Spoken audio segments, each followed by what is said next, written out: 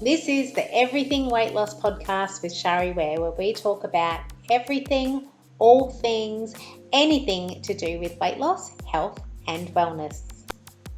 So today we're talking to Scott Hunt, who is from Fitness Enhancement, which as of 2014 has become one of the largest personal training companies Australia-wide, servicing over 2,000 suburbs. Over the years, Scott has gone from juggling being a personal trainer and business owner to now focusing on growing the business and training all the fitness enhancement personal trainers to be the best trainers they can be, and I can absolutely vouch for that. Scott's training style, which he instills into all fitness enhancement trainers, is all about variety and tailoring each and every session to a client's individual needs, likes and dislikes. And today I do cater to both the person who is trying to improve their health and fitness or their health and wellness, and I also do like to do episodes for people who are in the health and wellness business to help them as well. And today Scott can actually speak to both of those sides of the equation with his business journey. However, today we're focusing on Scott's personal journey to do with injury. So first of all, I would like to welcome you to the podcast today, Scott. Thank you for joining me. Thanks, Shari. And so I'm going to start with asking you to tell us more about that story. And I know that why you do what you do comes into all of that. So take it away and let us know. Yeah, sure. I guess why I do what I do, first of all, I guess as being a business owner, I'd always been fairly entrepreneurial and big dreams as a teenager. And then, I got hooked on fitness when I was about 15, 16 years of age and went from there. And the first time I went to a proper commercial gym, I felt really awkward and uncomfortable and realized most people around me felt really awkward and uncomfortable. And I kept on going, but I realized most of the other awkward, uncomfortable people pretty much all quit after a session or two. Yeah. So it just made common sense to me, even as a 16, 17-year-old, there's got to be a smarter way to do this. Why are you putting people in a place that makes them feel really uncomfortable and getting them doing things that makes them seem really, really bored? There's got to be a smarter way to do it. So that's tied in with my business ambitions and so on as a very entrepreneurial teenager. And that's pretty much how I started my business. It's a personal training business way back in 1999, before there was much of an industry that catered to people who didn't really want the gym scene, didn't really like it, didn't have time for it.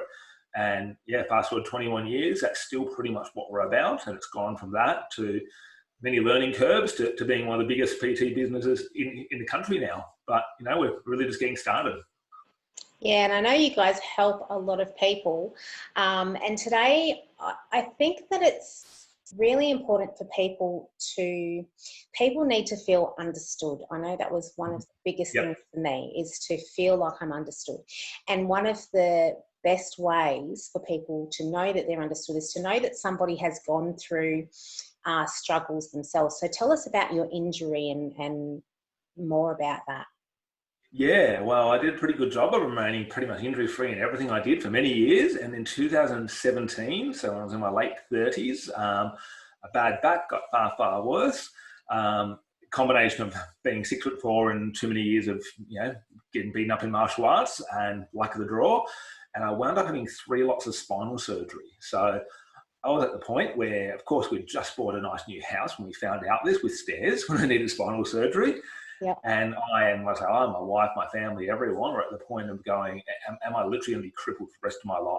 I could not walk, basically. And as someone who, lives and breathes health and fitness and has young kids and wasn't even 40 yet, there was literally a stage I was at. And once you'd had 2 spinal surgeries that were supposed to work and they didn't work, that's literally the prospect we're starting to sort of face.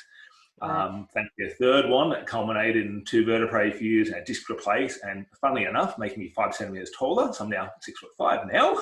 Yeah, you weren't short to start with. Yeah, you can have it. You can have that height. Anyone who wants it. That actually worked, and it took me, probably 6 months to start sort of feeling normalish again. Yeah. And went on to be back doing pretty much most things. And I think it was then about a year and a half later, I was back running a half marathon, back wakeboarding, back, more importantly, lifting up my kids and doing everything. And nowadays I'm back to pretty much where I was. Probably aged me about 10 years physically in 1 year, I think. Yeah. But intrinsically, I can do pretty much everything now, except touch my toes. Years of martial arts, I could, amazing flexibilities. Now I can't come close to touching my toes. I'm bolted back together.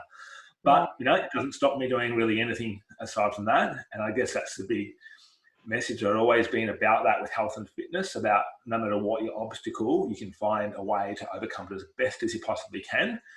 I've been pretty fortunate physically up until that, but now I can kind of practice what I'm preaching a little bit better, unfortunately, because of that horrible experience.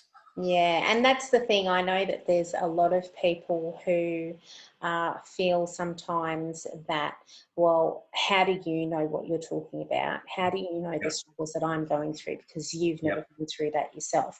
However, now you have. So how do you feel that has impacted? Do you feel that it's helped you with clients? Does it feel like it changed you in any way? I guess I've trained, personally, I've done about 20,000 PT sessions, and my business had done hundreds of thousands of sessions. So I was pretty in tune with how to help people through their struggles. And to this day, of course, when a woman's trying to lose a baby weight, clearly I can't relate to that, even though I do have children. Right. So, but I can relate to having some pretty serious surgeries. So I did feel like I could still do a really good job of it back then. I felt like I was a pretty empathetic person, I've got to say. But some people just wouldn't quite necessarily take you seriously, because they're like, what would you know? You're half my age, or you're half my weight, or whatever. And granted, again, no matter what I do, I won't know what it's like to lose a baby weight, right?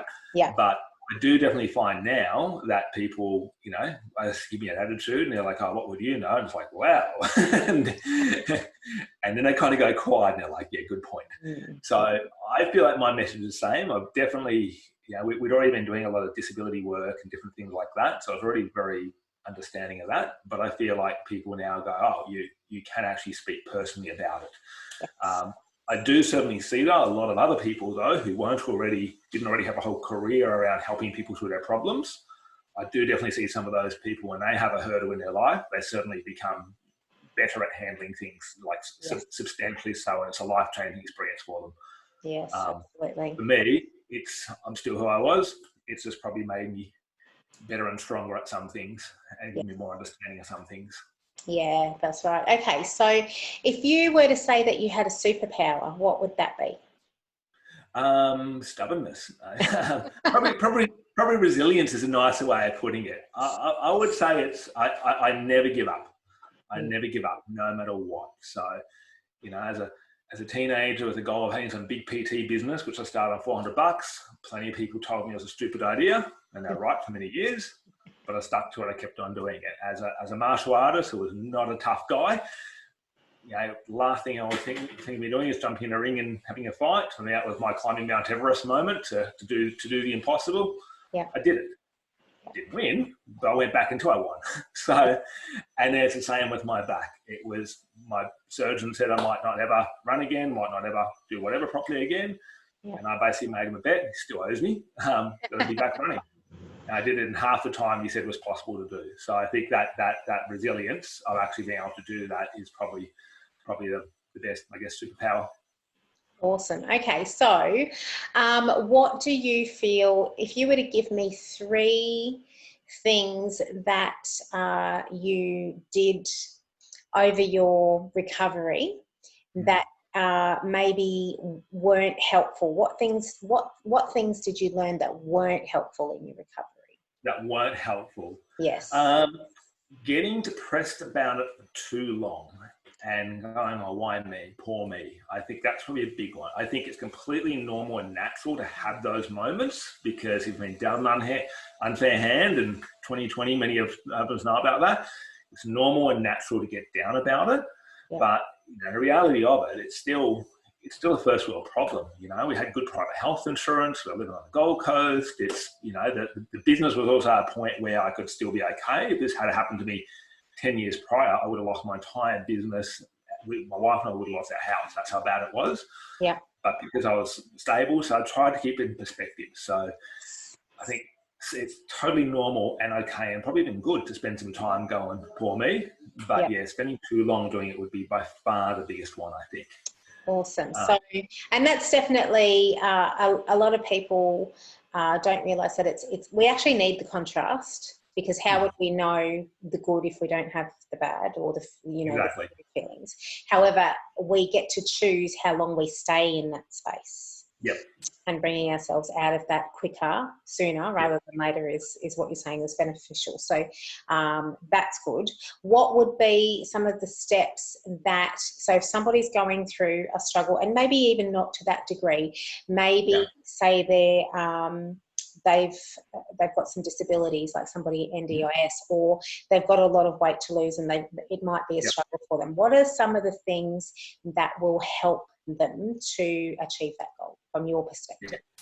I think another big one, this isn't just my story, this is all of our clients as well, it's keeping a very realistic goal. One of the reasons people fail on goals so much, whether it be a weight loss goal or a financial goal, is they set an unrealistic goal. And they go, I'm going to eat rabbit food and exercise 7 days per week, and I'm going to lose this hypothetical amount of weight, or make this hypothetical amount of money from the get rich quick programs, and surprise, surprise, they can't keep it up. So I think that's a really big one, is people fail because they put unrealistic expectations on themselves. They don't sort of do the maths and go from the weight loss one, because that's such a usual sort of example. They go, I'm going to lose, a kilo a week guaranteed. I'm going to lose 52 kilos a week, or a year, maybe a week for some people. Yeah. I've had those goals, don't worry, where people thought they're going to lose that much in a week. Wow. And they don't realise that if they're losing just literally, a quarter of a kilo of a week, that's just going to build up like nothing else. And the only thing that's going to make them fail is if they stop. Yes. So all these programs, they normally inherently work to some extent until you stop doing them. And surprise, surprise, it doesn't work when you stop doing it. Yes. It's the same with your job, right? You don't go to work, you don't get paid. Who would have thought? Right. Yeah. You've got to do something. Exactly. So that's a really, really big one, is those false expectations. They set themselves up for failure. Yeah. And on top of that, the industry, fitness industry, weight loss industry, whatever, and the media in general, and celebrities, whoever, they also set people up for failure. Yeah. So it's being realistic and going, if I haven't exercised for 20 years, more than 20 minutes a week, it's probably unrealistic for me to make that change right away, unless I'm prepared to make a sacrifice somewhere.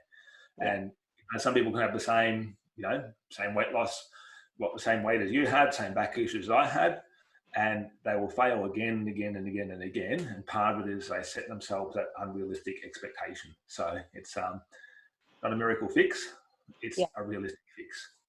One of the biggest things I say to people is give yourself permission to start small. Because when you start small and then you build on that, that's where you make the most progress, by being consistent about it. So you're going to make so much more progress with small, consistent changes and action than what you will with trying to do too much at once. So they're awesome tips. Would there be anything else that you would recommend that are really going to help people to achieve those goals? Because, we're almost at the end of the year now. We're just about to head into Christmas and New Year, and I know people are really starting to think about what they want to achieve. Yeah, I think a really big one is find out what is realistic and what's going to suit you and your lifestyle. So, for you, it was finding somewhere that was private and down to earth trainers. That relates to a lot of our clients, right? Yeah. For me, it was finding what worked in with me and still trying to run a business and survive. It's find something realistic. Too many people, I think, go and look at, what some celebrity is doing, who is a completely different person with a different lifestyle, different everything to them, and they go and copy that. It's silly to do that. Find out what's going to work for you. And the best thing to do is look at what's not going to work for you. And the way to do that is to look at what you failed on last New Year's, New Year's before, the New Year's before, the New Year's before. And they're quite often pretty much the same thing. They've joined, Gym A, I won't have any names, Gym A, and they failed because there was too many crowds, too many poses, and they didn't feel looked after. Yeah. But a year before, they went to Gym B, which is pretty much the same deal with a different sign at the door, and failed for the exact same reasons. Yeah. So don't keep making the same mistake. Just because it's a new gym or a new weight loss program or a new celebrity, it inherently has those same problems that you had last time. Don't repeat those same things. Go, why am I failing? And the most common reasons are it doesn't fit into the person's lifestyle properly and they don't enjoy doing it. So start with that and then just keep working back from there. And hopefully you'll find somewhere, more hopefully it could be us, but anywhere that works for you, you can find that's going to do that for you. Absolutely. So it reminds me of Einstein's definition of insanity, doing the same thing over and over again and expecting a different result. So that's definitely true. And remembering that failure, just because you failed at something doesn't mean that what you're trying to achieve isn't possible. It just means that doing it that way that you tried didn't work for you. So that ties in with the message that you're saying. Let's try something different and something that's going to fit in with your exactly. And adapt and evolve as well. I mean, the common thing people have happen is they go, weight loss is the easier example here. Whether you're fixing your back or making more money or whatever, person will go, I want to lose 20 kilos. I'll lose 5 kilos and I'll throw the towel in and I'll put back on 7 kilos. Yeah. So it should be, you lose 5 kilos, I'm bored with what I'm doing. I need to adapt and change. I'm tired of the gym. I want to take up a sport maybe, or whatever's going to suit you. Yeah. And you adapt and change to lose the next 5. Now after that, you might go, I'm bored of the sport I took up. I want to take up running and do that. And you just adapt and change the whole time. And that's probably a much better way of doing it. But what most people do is they go, oh, I've only lost 5 kilos. I thought I'd lose 10 by now. Throw on the towel, put the weight back on and repeat that cycle 6 months, a year down the track. One of the biggest things I found helped with me is having the support of the trainers that I train, because I'm sure there's a lot of people out there like me who don't particularly like the execution of exercise. However, it was definitely one of the driving keys in my success. And what helped that was having somewhere to go that was private, where I did feel comfortable, where I had support of people encouraging me, and not focusing what I couldn't do, but focusing on what I could do. Because as you've shown from your story, there's always something that you can do. I'm sure that, as you said, you can't touch your toes now because of your injury. However, there's plenty of other things that you probably thought at times that you may not be able to do, and you found a way to be able to do them, or you found something else that you could do instead. So I guess that's a really good message for people to know that you might not be able to do everything, but there's certainly plenty of things that you can do, and just to keep trying. Exactly. Yeah, and I think within that, keep that goal realistic as well. That common back to that 20 kilo weight loss example. They go, I want to lose 20 kilos. But they're not looking at the actual emotional reason why for it. It's like, for me, touching toes, it's like, was I going to compete in martial arts again? No. Why do I need to touch my toes? It doesn't prevent me picking up my kids. It doesn't prevent me going for a run. It doesn't prevent me wakeboarding. It doesn't prevent me doing many things. And if I drop something on the ground now, I can make the kids pick it up for me. Yeah, so, true. It's not really as much as I'd like to be able to be a bit more flexible still. It's not, it doesn't limit my lifestyle. So don't be hung up on, I want to lose 20 kilos just because that's what society says I should be losing. Go, I want to lose 20 kilos so I can live a quality life with my kids, with my family, live a long, healthy, happy life. They're the deeper reasons. If you get stuck on this one set goal, it's not going to work. And yeah, like you said, finding a place that's going to be right for you. And obviously you trained with us, and still do train with us. Yes. It's having, in our case as trainers, it's obviously providing a great environment. We provide that same great environment for everyone.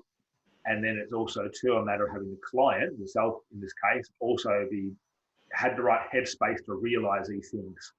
Because we can do the best job in the world, we'll give the same great support to you that we would to someone else, but you'll be more successful than someone else because you've got your head straight about what the goals are and the realistic expectations. So that's got to be all those pieces of the puzzle meeting together, I think, to get that real long-term success. Definitely. Okay, so what I will do is I will put all of the links to be able to connect with Scott further. And I have one more question before we go. I always ask this question last because I really like people to be able to walk away from any of my episodes with one big idea, or one thing that is going to really help them moving forward. So if I was to say to you, what would be the one thing that you want people to know after listening to this episode, what would it be? I think it'd be that there is going to be the right place out there to actually help you. It's not necessarily going to be, the flashiest place, the place in social media the most, or the place that makes the biggest claims. It's going to be a place that suits you and your goals. So do the right research. It might not be anything in personal training or gym. It could be you're taking up a sport or something. So research and find out that one place that's going to be for you. You'll find your tribe, as many people call it. You'll find it. You just have to do the research and go and check again and again and again different places until you find that place you just really click with, and then stick with it until it doesn't, and then find a new place. Just don't stop. Yeah, and that's important as well, is for people to know that sometimes things are going to change along the way. Sometimes what works for you now, as you just said, find your tribe and find what works for you. But then, maybe in a year's time, that doesn't work for you anymore for whatever reason. So be open to things changing and just going with that. So that's awesome. All right. Well, I want to say thank you so much for joining me today. And I'm looking forward to our next episode where we focus on the business side of things. Will do. Thanks. Thanks, Scott. Thank you so much for joining me on this episode. Remember to check out the show notes, and if you have any comments, feedback or suggestions, I'd love to hear them. If you've received value from this podcast, make sure to subscribe, and I'd love you to rate and review the show. Have a fabulous day.